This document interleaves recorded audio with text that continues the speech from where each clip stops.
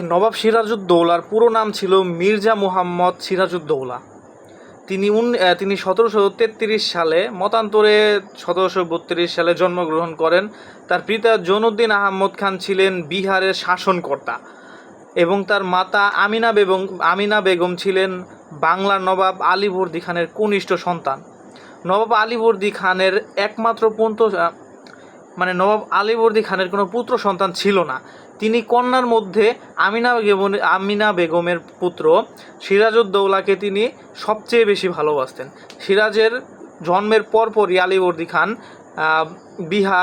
বিহারের নায়েব নজিম বিহারের একটা অঞ্চলের শাসন করার দায়িত্ব পান। তারপর সিরাজ যখন জন্মগ্রহণ করেন তখনই তিনি মূলত যে বিহারের যে কোনো একটা অঞ্চল আছে সেখানে শাসন করার দায়িত্ব পান। এ কারণে শৈশব থেকেই সিরাজের প্রতি আলীবর্দী খানের একটা বিশেষ ভালোবাসা বা আদর কাজ করতো। তিনি সিরাজউদ্দৌলাকে খুবই ভালোবাসতেন ছোট থেকেই। তিনি আলীবর্দী খানের প্রত্যক্ষ নবাব সিরাজউদ্দৌলা আলীবর্দী খানের প্রত্যক্ষ যুদ্ধবিদ্যা, রাজনীতি এবং তার কূটনৈতিক সমস্ত গুণ যে ছিল আলীবর্দী খানের, এই নবাব সিরাজউদ্দৌলা তার এই গুণগুলো লাভ করে। এবং তখন দেখা যায় তারপরে 1756 সালের 9ই এপ্রিল বৃদ্ধ নবাব আলীবর্দী খানের মৃত্যুর পরপরই মাত্র 23 বছর বয়সে নবাব সিরাজউদ্দৌলার বাংলার শাসন কার্য হাতে নেয়, অর্থাৎ সিংহাসনে বসে। তবে তার এই সিংহাসন আরোহণ মোটেও কোনো সহজ কাজ ছিল না।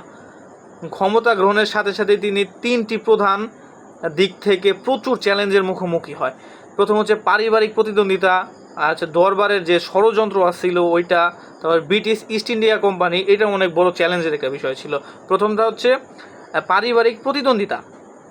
সিরাজের খালা ছিল ঘসেটি বেগম এবং তিনি ছিলেন নবাব, সিরাজের যে নানা ছিলেন আলীবর্দী খান, তার বড় মেয়ে এবং তার দেওয়ান এবং তার পুত্র রাজবল্লভ চেয়েছিলেন এবং সে চেয়েছিলেন তার ছেলে যে ছিল ঘসেটি বেগমের ছেলে যাতে এই রাজ সিংহাসনে বসে।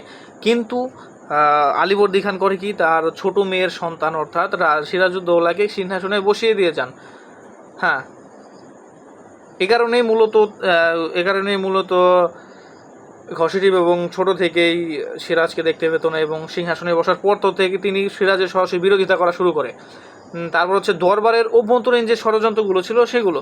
আলীবর্দী খানের সেনাপতি মীর জাফর আলী খান নিজেই নবাব হওয়ার জন্য খুবই আগ্রহী ছিল, সে চেয়েছিল সে নিজেই নবাব হবে। তার সাথে যোগ দেন হচ্ছে জগৎ সেন, রায় দুর্লভ এবং অমিচাঁদের মতো প্রভাবশালী যে বিজনেসম্যান ছিল ওই জামানার তারা।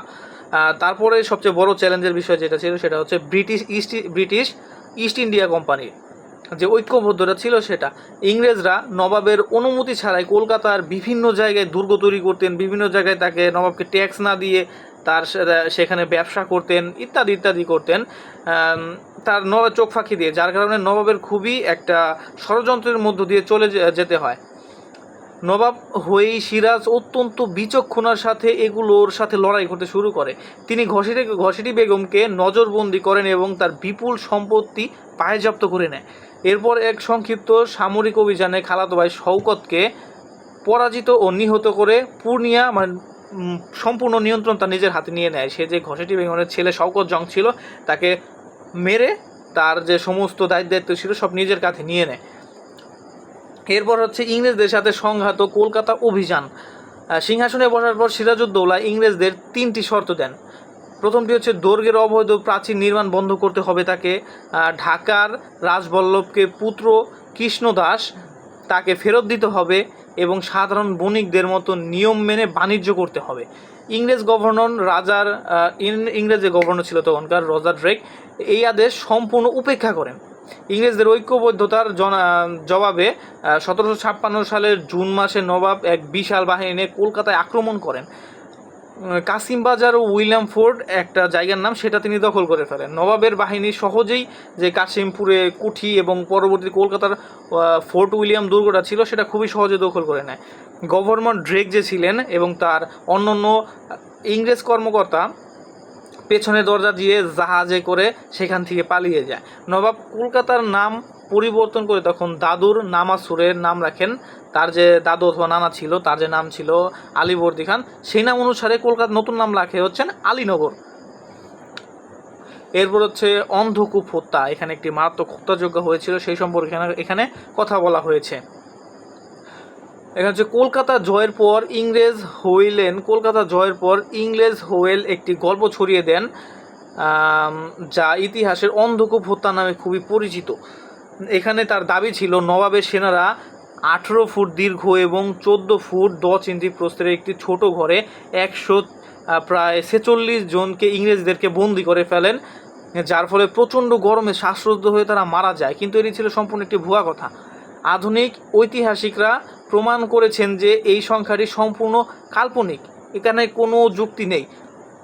এবং ইংরেজদের ভারত আক্রমণের যৌক্তিকতার তৈরি করার জন্য একটি রাজনৈতিক প্রোপাগান্ডা ছিল, যাতে ইংরেজরা খুব সহজে এই কলকাতা দখল করতে পারে এবং এই ভারত শাসন করতে পারে। এজন্য ছিল একটি তাদের একটি প্রোপাগান্ডা ছিল, যাতে খুবই চালিয়ে যেতে পারে। এরপরে হয় পলাশীর ষড়যন্ত্রের জাল শুরু। আলীনগরের, অর্থাৎ আমার বর্তমানের কলকাতা, তখনকার আলীনগর নাম, আলীনগরের সন্ধি করেও ইংরেজরা ক্ষত হয়নি। তখন যে মাঝখানে একটি সময় ছিল, তখন নবাব সিরাজউদ্দৌলার সাথে তারা একটি চুক্তি করে, কিন্তু এতেও তার ইংরেজরা ক্ষান্ত হয়নি। ক্লাইভ বুঝতে পেরেছিলেন যে বাংলার স্থায়ীভাবে বাণিজ্য আধিপত্য বিস্তার করতে হলে নবাব সিরাজউদ্দৌলাকে সিংহাসন থেকে সরাতে হবে। তারা নবাবের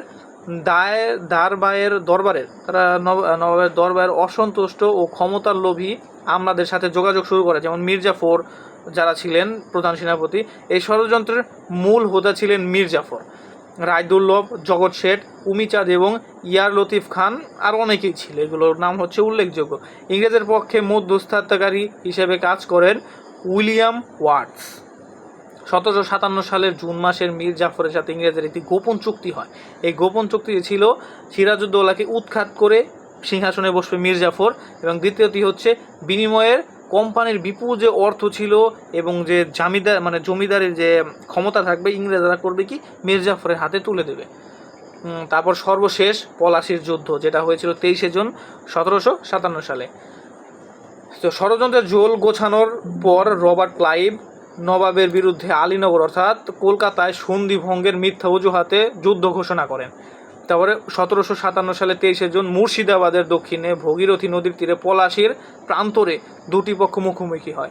সেখানে কাগজে কলমে নবাবের জয় নিশ্চিত ছিল, কারণ নবাবের হাতে প্রচুর সৈন্য ছিল, কিন্তু ইংরেজদের হাতে তেমন সৈন্য এবং গোলা বারুদ কিছুই ছিল না, কারণ এদেশে তারা এসেছিল ব্যবসা করতে, যুদ্ধ করতে নয়। কিন্তু যুদ্ধের শুরুতে নবাবের বিশ্বস্ত সেনাপতি মীর মদন এবং মোহনলাল ইংরেজদের বাহিনীর উপর আক্রমণ চালান। মীর মদনের গোলার আঘাত ইংরেজ বাহিনী পিছু পা হতে বাধ্য হয়, কিন্তু হঠাৎ প্রচুর বৃষ্টি হতে শুরু করে। বৃষ্টি থামার পর মীর মদন যখন আবার আক্রমণ করতে যান, তখন একটি কামানের গোলার আঘাতে তিনি শহীদ হন। মীর মদন মারা যান। মীর মদনের মৃত্যুই যুদ্ধের মোড় পুরোপুরি ঘুরিয়ে দেয়। মীর মদনের চূড়ান্ত কিন্তু তখনই করে কি, মীর জাফর যে ছিল সে পুরোপুরি বিশ্বাসঘাতকতা করে। সে তার সৈন্য নিয়ে যুদ্ধ করতে যায় না, সে তার সৈন্যদের আদেশ দেয় যে তোমরা এখানে দাঁড়িয়ে থাকো, যুদ্ধ করা লাগবে না। মীর জাফর তখন আরেকটি কাজ করে, সেটি হচ্ছে মীর জাফর নবাবকে একটা কুপরামর্শ দেন, সেটি হচ্ছে সেদিন যুদ্ধ স্থগিত রাখা হোক, আর যুদ্ধ করা হোক না, যাতে তাকে মীর জাফর নবাবকে বুঝিয়েছেন যে ইংরেজরা পালিয়ে গেছে, আর যুদ্ধ করা লাগবে না। ক্লান্ত ও পিছু হাঁটতে যখন ক্লান্ত রাজা তো যুদ্ধ করে, নবাব সিরাজউদ্দৌলা যুদ্ধ করে খুবই ক্লান্ত, তখন সে যখন পিছিয়ে বাড়ির দিকে ফিরে আসতে থাকে, তখনই করে কি, ইংরেজরা পিছন থেকে নবাবের উপর হামলা করে এবং নবাবকে সেখানে খুবই নির্মমভাবে হত্যা করে ফেলেন। যার ফলে হত্যা করে না, তখন খুব নির্মলভাবে নির্যাতন করার পরে তাকে বন্দি করে ফেলেন। এখানেই বাংলার শেষ স্বাধীন নবাব সিরাজউদ্দৌলার সিংহাসন থেকে তাকে সরিয়ে ফেলা হয়। এখানেই বাংলার শাসন কার্য চলে যায় ইংরেজদের হাতে। ইংরেজরা তখন মীর জাফরের হাতে ক্ষমতা দেন, কিন্তু সেটা ছিল ইংরেজরাই শাসন করতো, কিন্তু মীর জাফরের মাধ্যমে। মীর জাফর জাস্ট একটা শুধু শো আপ ছিল। এরপর যে মোহাম্মদ আলী বেগ নামের একটি ব্যক্তি ছিল, তিনি প্রায় 10,000 টাকার বিনিময়ে, মাত্র 10,000 টাকার বিনিময়ে নবাব সিরাজউদ্দৌলার খেল খতম করে দেয়। এখানেই বাংলার শেষ নবাব সিরাজউদ্দৌলার যে ঘটনা ছিল সেখানে সংক্ষিপ্ত আকারে শেষ হয়ে যায়। টাটা।